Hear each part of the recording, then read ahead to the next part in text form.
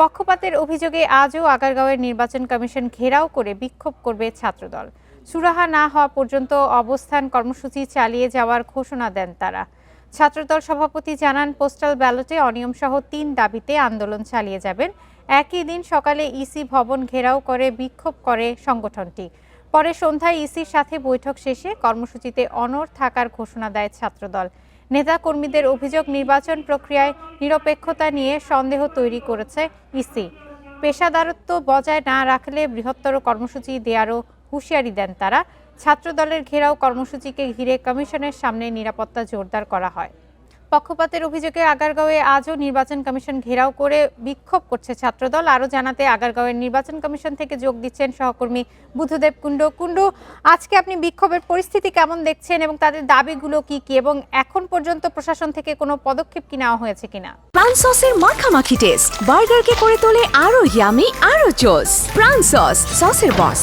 পূর্ব ঘোষিত যে ছাত্রদলের কর্মসূচি আজকে 11টা থেকে নির্বাচন কমিশন ভবনের সামনে যে ঘেরাও কর্মসূচিটা, সেটি এখন পর্যন্ত শুরু হয়নি। আপনাকে আমি দেখাতে চাই। তবে নেতাকর্মীরা বিভিন্ন উত্তর সিটি কর্পোরেশন, দক্ষিণ সিটি কর্পোরেশন, বিভিন্ন থানা এবং শিক্ষা প্রতিষ্ঠানের যে ছাত্রদলের নেতাকর্মীরা আছে তারা কিন্তু আসতে শুরু করেছে।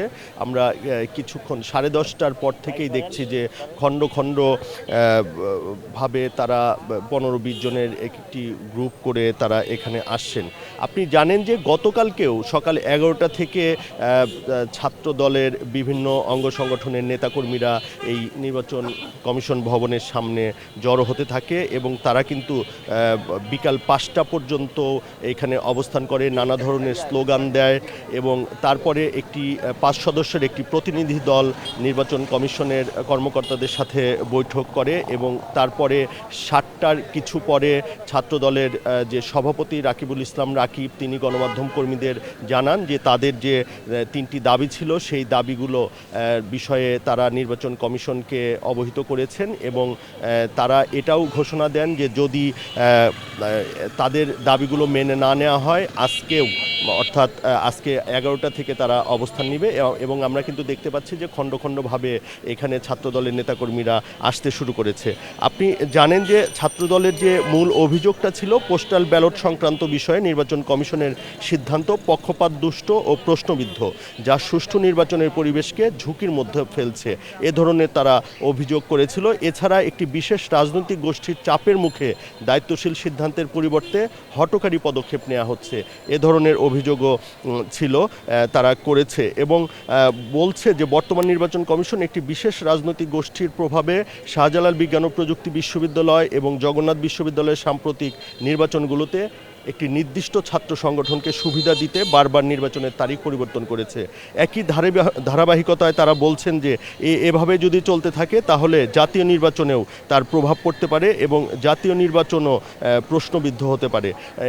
এখন তারা গতকালকে যেমনটি বলছিলেন যে তাদের দাবি না মানা পর্যন্ত তারা এই নির্বাচন কমিশন ঘেরাও কর্মসূচি অব্যাহত রাখবেন এবং তারই পূর্ব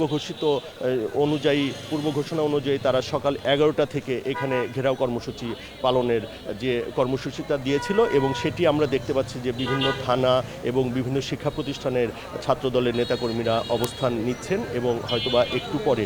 এবং আপনি এটাও জানেন যে গতকালকেও কিন্তু এই এলাকাটা পুরো ছাত্রদলের নিয়ন্ত্রণে চলে যায় এবং যান চলাচল বন্ধ হয়ে যায় এবং একটা সময় ছাত্রদলের পক্ষ থেকে বলা হয় যে এখানে যদি তাদের দাবি মেনে না নেওয়া হয় তাহলে নির্বাচন যে কর্মকর্তারা রয়েছে তাদেরকে অবরুদ্ধ করে রাখবে, অর্থাৎ বের হতে দেওয়া হবে না এবং ভিতরে প্রবেশ করতে দেওয়া হবে না। তো আজকে আসলে আমরা এটা পর্যবেক্ষণ করছি, পরবর্তীতে বিস্তারিত জানাতে পারবো। আগারগাঁও থেকে জানাচ্ছিলেন সহকর্মী বুদ্ধদেব কুণ্ডু।